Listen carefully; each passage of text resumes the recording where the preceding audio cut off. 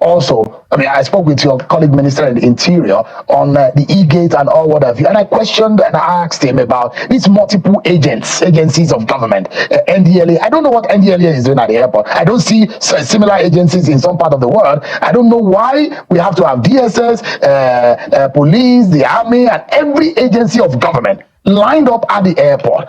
Are you trying to clear all that and make our airport, especially the international airport, civil? Thank you. So you give me time to answer that. Thank God you asked my brother, the Minister of Interior, because we are working together on this. So I'm not going to shirk responsibility to say it's not my duty. We are the landlords. We are the owners of the airport. So we have complained to the National Security Advisor on this because we are concerned about the harassment of Nigerians.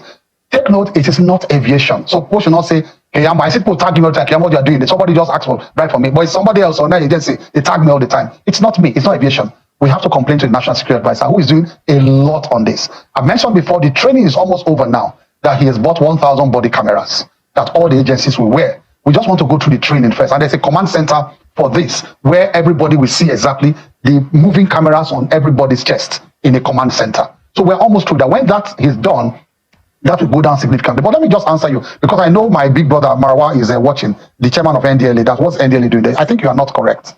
It is the manner of operation we should be concerned about. I'll just tell you that the NDLA just arrested a few days ago, and he has written to me, the chairman, on one airline, I won't mention the airline, a large dose of drugs that somebody brought in from that airline into Nigeria. So don't question what NDLA is doing at the airport. We must balance. We should not go with the friends. So let me rephrase. Let me rephrase that question so that it doesn't sit as a wrong question to you. Now the question is, why would NDLA collect my passport? Correct. So that's why I said the manner of operation. That is the question. Yes, correct. Why? And I'm answering that in terms of their duty at every point. Shane, just wait me to answer. Look, what we are trying to do is to do something like the TSA in America, where there's only one stop check. Now, these agencies can be at the airport, should be at the airports, but they should be out of view. They should have their cubicles be inside. It is when you now suspect somebody, you pull him out and take him to a restricted zone and check the person. Not that every stop you see they're checking your bag, DSS checking your bag and all that. That is what we don't want. That is what Nigerians don't want. And that's what we must do, okay, to please Nigerians. Not that every time they are dipping your hands, we must have good scanners, where when you pass your bags through, you see, once you see an object that is suspicious, pull the person aside and take him away. So we must buy this heavy equipment to do one-stop check for all the agencies. So I do agree with you to that point, but it's a manner of operation. But these agencies are necessary because, we still have, people with nefarious intentions having to pass through the airport. And then the customs are not skilled enough to detect drugs. Immigration, they are not skilled enough to detect drugs. EFCC, they're not skilled enough to detect drugs. NDL is not skilled enough to detect people who are laundering money. Okay? And on like that. They all have their areas of speciality. But it is the manner of operation we must question. And then the so-called multiple stops that they harass Nigerians that we must reorganize in such a way that we must balance both the convenience of passengers and the need for security at our borders. A delicate balance that we must achieve. So you think that we need to have something close to the TSA? Correct. In Qatar, you find it. Correct. In UAE, you find it. In America, Correct. you find telling you, unified. We are in the process of getting that done. How soon can that happen? We are working with the National Security Advisor. It's not within my powers alone because this is a multiple agency cooperation. For instance, immigration and aviation in particular, it's so delicate that we have so many, woven, duties that overlap a lot. For example, myself and my brother, Minister of Interior, we came and met a situation on the ground. This advanced passenger information system, whereby before you board out from any part of the country, any part of the world, we have advanced information as to who the passengers on that aircraft is. And so when you come and you swipe your passport, in a command center, we know exactly, we have your total profile without having to put, if you are going to US these days and some other countries, you'd wonder why they don't spend time on you. They just come and say, okay, go in. You think, this people are careless. No, before you arrive, they know who you are. They know your total profile. And once there's a red flag, they pull you aside. So that is what we have done. But then before we came to office, there has been conflict between immigration and aviation. So much that this project could not take off. Because the ministers were always in conflict. Who is in charge? Who is not in charge? But when he came, I said, "Look, my brother, we sat down. We're already setting up another command center in NCAA on this issue." But then he came and said, "Look, we are doing something." So I said, "You know what? for the benefit of cooperation. It's just. And you have harmonized. Oh yes, immediately. Fantastic. We harmonized and it's working smoothly. The command center is working now, but it's a delicate cooperation between aviation. It's 50-50. Let me quickly run through, and this you may not need to answer, but yes. I just need your commitment to say some of the code, because a lot of people are hungry and they're looking for how to feed. Yeah. That's why you see a lot of people touting around our airport. I just want to beg you, can you please work with security agencies to remove some of these people? We have armed our people. That's why people were asking us. They were questioning the fact that we armed FAN, the aviation security FAN. It's not even this government. It was the previous government that granted the license for them to carry arms, because you can't fight the thugs outside the airports without arms. Aviation security, and we can't bring soldiers everywhere. We have to take care of ourselves. So now we have armed them. So we are clearing them out. Clearing them. Okay. So people who are saying that they don't know what is happening at the airport, go to the airports now. We are clearing them from outside the airport, but not inside. There are two issues. The one inside does not concern us. Those are the official, touts who harass people and take money. Those are the agencies inside. The ones outside are our responsibilities. All right. So because I have some other issues, training and retraining is very important, and I do know that there is an aviation school, the Nigerian College of Aviation Technology in Zaria. Those who have questioned the siting of that and how some airlines will say it's difficult for you to be able to patronize it. The question is, what is the state of that flight school in Zaria? Why is it not producing pilots? It's producing pilots. What do you think? Oh my God! Those are the best schools in Africa. Almost all our pilots in Africa, in Nigeria. More than 99% of our pilots in Nigeria are produced by. How many pilots are produced from that? I don't have the figures now, but more than 99% of pilots flying in Nigeria. Do you listen to some of airline operators and what they say? No, let me tell you about training. No, let me tell you what you are getting wrong. It's one we have awards for Zaria, the school in Zaria. It has been operating since 1960 something. I hope you know that. I'm aware. 1960 something. It has produced all the pilots and captains you see in Nigeria. One of the best in Africa. And it has received certificates from ICAO international over and over. We're one of the best. I can tell you that, pump my chest. So that's one of the best place where we have the simulator. Yeah, the simulator. That's where I'm coming to. Yeah. And that was what raised rumpus in the house. Remember? The most where they summoned me that they say I want to move simulator. Well, there was no plan to move simulator. It is a political issue, so I won't touch it. All right? Because before when I came to office, I met a simulator, very expensive simulator they bought and put in Zaria. But guess what? That is where we actually need the simulator for training. All right, but then for a simulator to be commercially viable, you cannot use it to train students alone.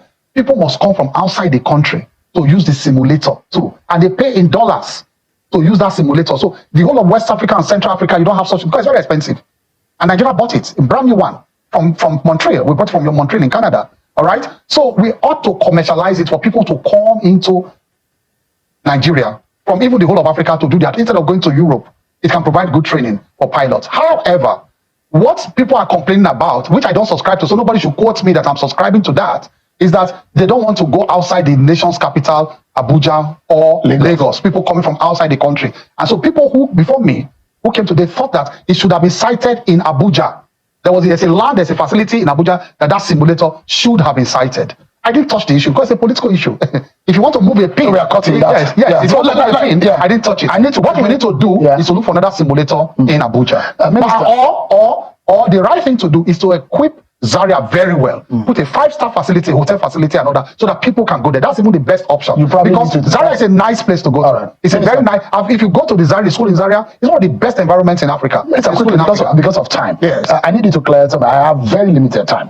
First and foremost is the issue of the crash, that helicopter crash in Port Harcourt. What is the latest? What do we know? We found a black box. We found 5 bodies. Recorded 5 bodies. There were 8 bodies in the whole.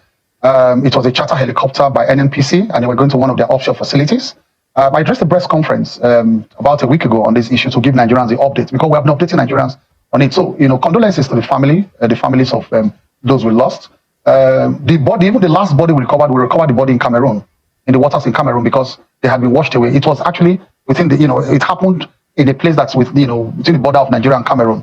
So the last body was recovered in Cameroon. So we have informed the Cameroonian authorities that they should help us continue the search for the 3 other bodies, because we are sure they have been washed away. But we recovered the wreckage and the black box. And right now, we'll get a preliminary report in the next 2-3 weeks. And then the final report maybe take a year or so. But we'll get to the bottom of it. However, we have sent investigators to America, because that was where the helicopter was manufactured. So we need to get in touch with the manufacturers to access the black box. No. To tell us a few things about the make of the helicopter, what must have happened, feed them. That is a normal thing in that. NSIB is working. Yes, NSIB is working on the details of the record. Correct. And also preparing for family support. The law says we must provide family support. So NSIB is trying to provide family support. I saw a particular post on social media by a comedian who says that there is some kind of cahoot with operators, NTA in particular, and some operators. A regulator and operator should not, for the safety of Nigeria and Nigerians flying out, and the fact that there's a lot of big politics being played about the leadership of NCA,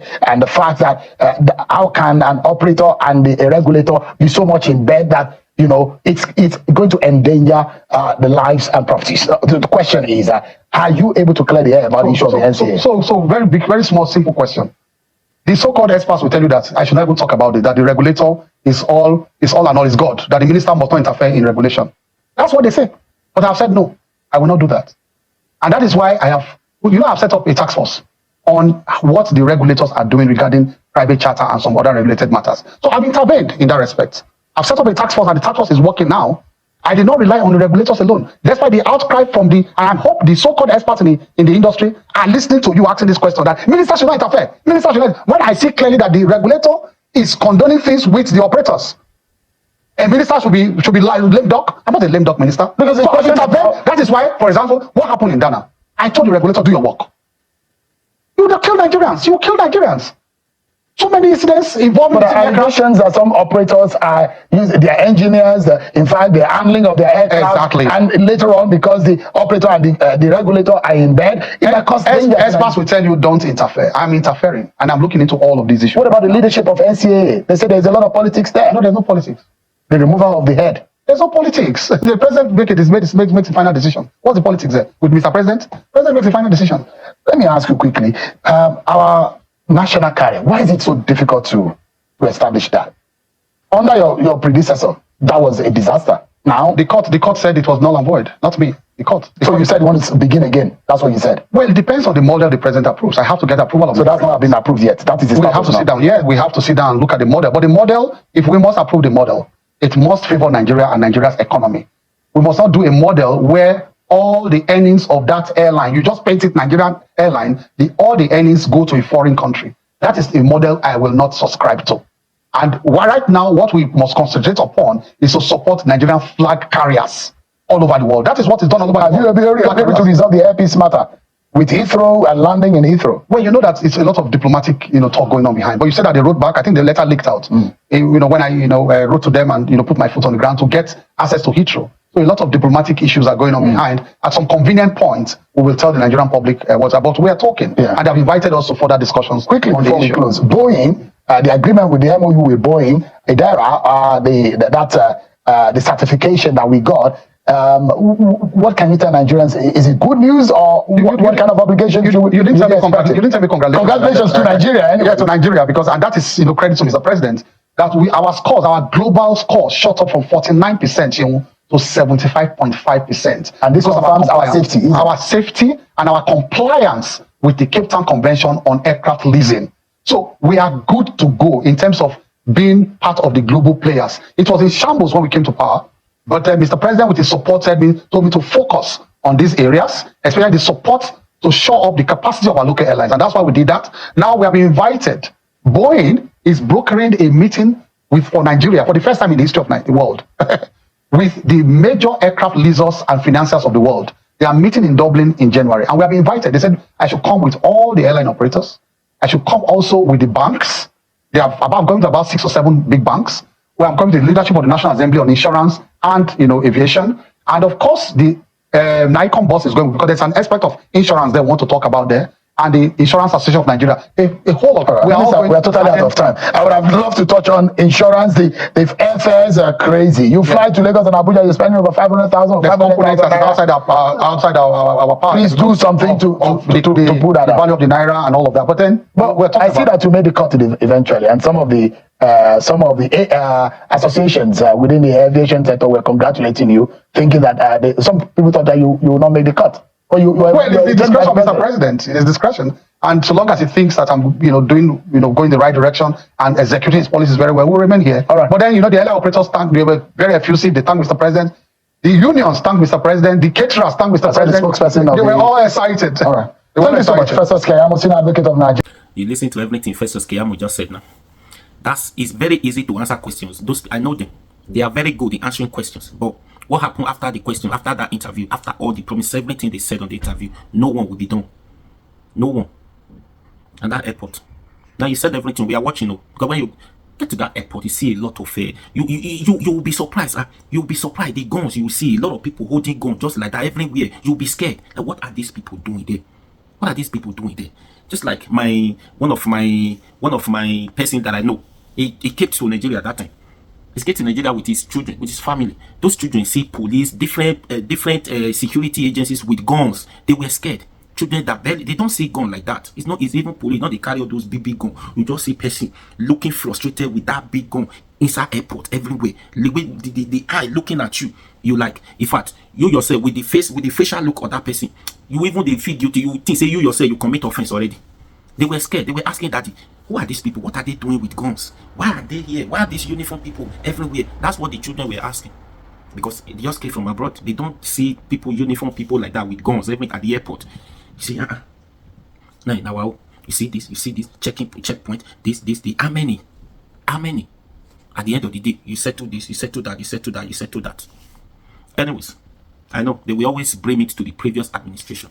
The tenure of our previous administration is gone. Now you are there. Do everything possible to correct all those mistakes. It's not good. That's what they're saying. Correct it. The previous administration could not do anything about it. Now you are here to solve the problem. Do something about it. So the time of blaming the previous administration is gone. No.